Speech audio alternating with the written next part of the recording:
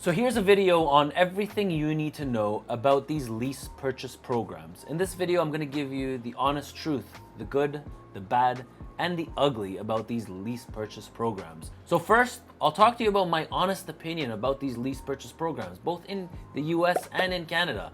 And then we're gonna get into spotting red flags about really bad programs. And the last thing we're gonna talk about is FMCSA naming a panel targeting predatory lease agreements. I mean, this means that there's some really bad stuff happening there. But first, let's get to my honest opinion about what I think about these lease purchase programs. So what do I think about these lease purchase programs? I actually think that there's some really bad players in this industry that have taken advantage of a lot of drivers out there by creating this lease purchase program to make it seem like it benefits the drivers and they become an owner operators. But at the end of the day, a lot of these programs are meant to benefit the company and not the actual driver. You know, the US and Canada have made a system out of these lease purchase programs that it's like a never-ending cycle for drivers that never get to own their trucks and just, you know, a title of they're an owner operator, but really they never get to own their trucks because of the complicated paperwork and what these companies do to these company drivers. So number one, where do they hook the driver? They hook the driver because the amount that the driver pays for this truck is well above and beyond what these trucks are worth. And I'll give you an example. So let's say, you know, somebody wanted to sign on to a lease purchase program and the trucking company gave a driver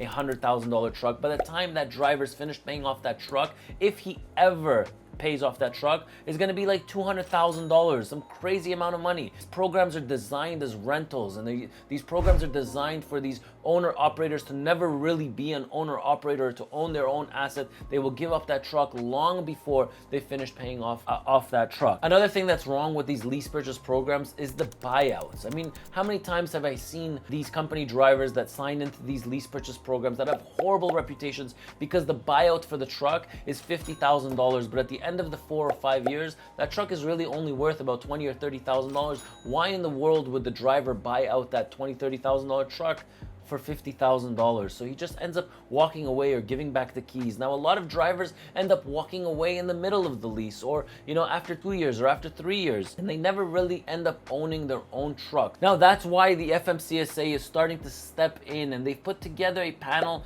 targeting predatory lease agreements. And it's these things here that they're going to be looking for in order to determine if you're a company that's offering a real lease purchase program or just another scam system in order to scam drivers out of and taking advantage of drivers with, I would say, bad credit, or maybe drivers that are just not able to be owner operators. Now, remember, all of you out there that are thinking of signing on board with a company that has a lease purchase program, you know, it's very, very simple to tell. Just with a few minutes, I can tell if it is a predatory lease agreement or if it's a real lease agreement. And a lot of the times, it's just a simple formula. Just take the number of what you're getting paid, divide it by the amount of miles, and if that number comes out to less than 65 cents per mile, then you shouldn't be in that lease agreement. What do I mean by that? If you are a lease operator, there's no way in this right mind, in anybody's right mind, should you be making less than a company driver. So if that number comes out to less than what a company driver would make, why in the world would you take upon yourself all the headache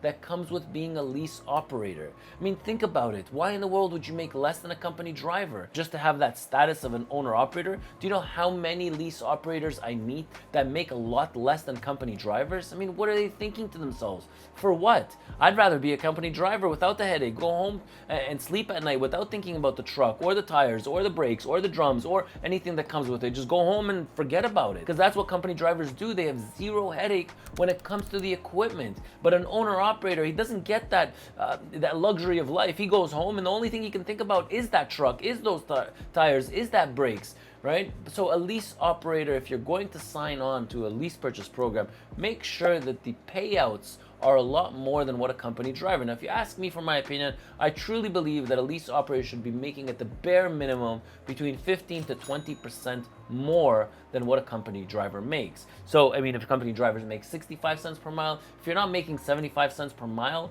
or more as a lease operator, then it's really not worth the headache. Now, let's talk a little bit about some red flags that you can see, right? So there's a lot of people posting jobs with this lease purchase program, the lease purchase program, right?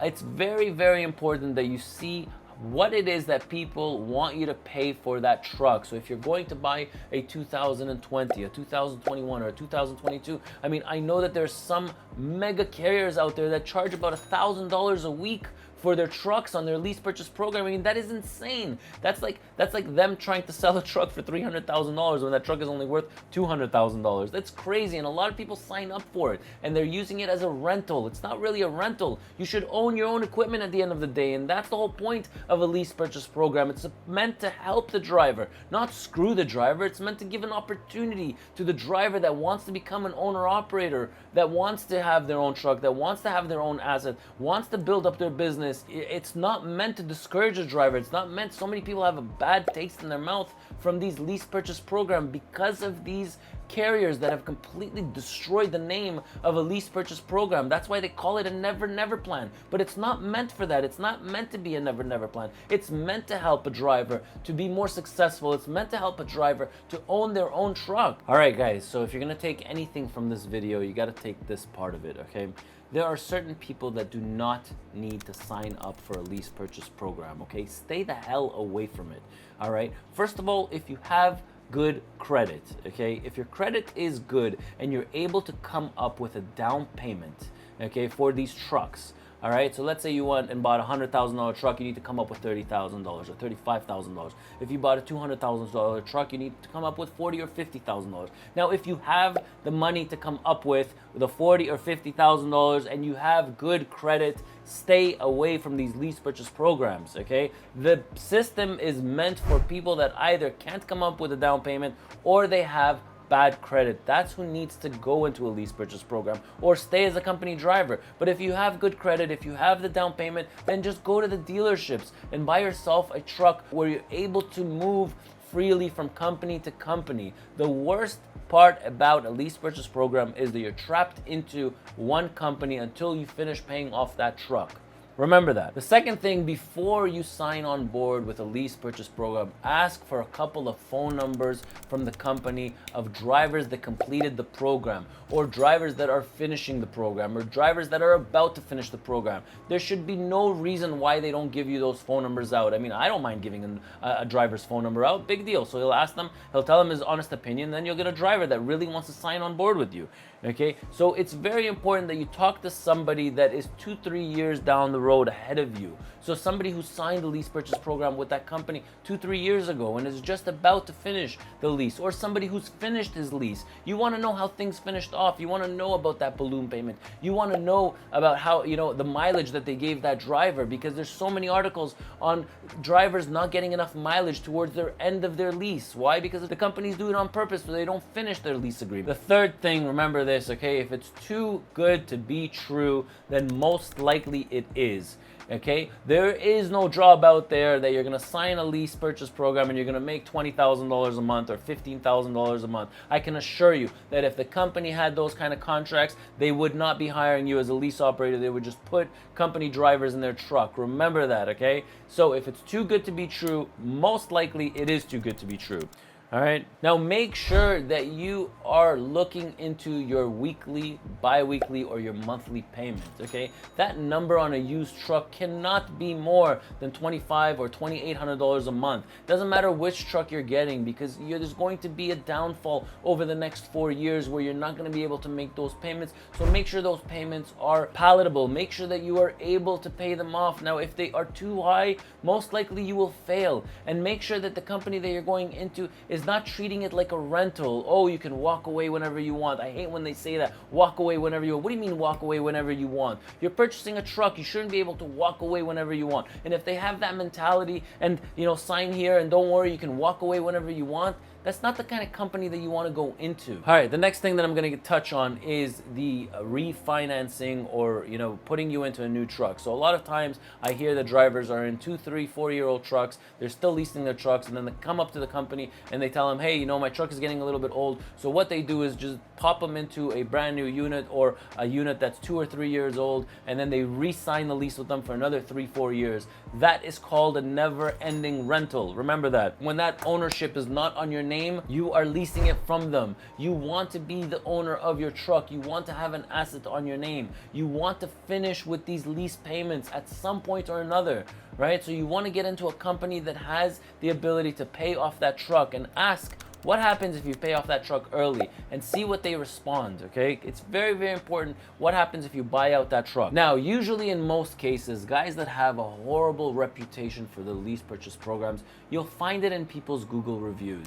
So make sure that you are checking the company's Google reviews in order to pick up on their payment habits, to see how they pay their drivers, to see what they don't pay for. I can assure you that a driver that's pissed off, that's not getting paid for mileage or waiting time, there'll be a Google review on that on the person's profile. So make sure you check out their profiles, their Google reviews, the good and the bad, and then make a real decision on whether you want to go into that company or not. Because I can assure you that you might be in the same situation that that driver is in, the one that's leaving a bad Google review on that company. So double check their Google reviews, make sure you're going into a stable, good company, and don't forget to do your research on them. So remember, a real lease purchase program is designed to help you become more successful. It's designed to help you to move forward in life. Okay, it's designed to help a driver to be more profitable. That's what a lease purchase program is for. Now make sure that those trucks, they either have a battery pack APU or a diesel APU unit, because that's going to be a game changer for you. That's about $1,500 a month in fuel expenses versus the first one and the second one. A truck with a diesel APU unit is $1,500 more economical per month than a truck without a diesel or battery pack APU unit. So when you are going to sign that lease purchase program, make sure that that truck has either a diesel or a battery pack APU unit. So hopefully you learned something from this video and all the things to look out for when you are going to sign that lease purchase program. I'm Ronen, R-O-N-E-N, and I'll catch you in my next video. Hey, do you have an app, product, device, or technology that can benefit our North American truck drivers? Well, guess what? You can become a featured sponsor in one of our next videos. With a vast community of over 450,000 truck drivers across all our platforms and an impressive 9 million monthly views, I can definitely bring your product out to the spotlight. You want to be a part of our community? Join all these companies that have already partnered with us. Interested? Well, email me at sponsorships@ettransport.ca.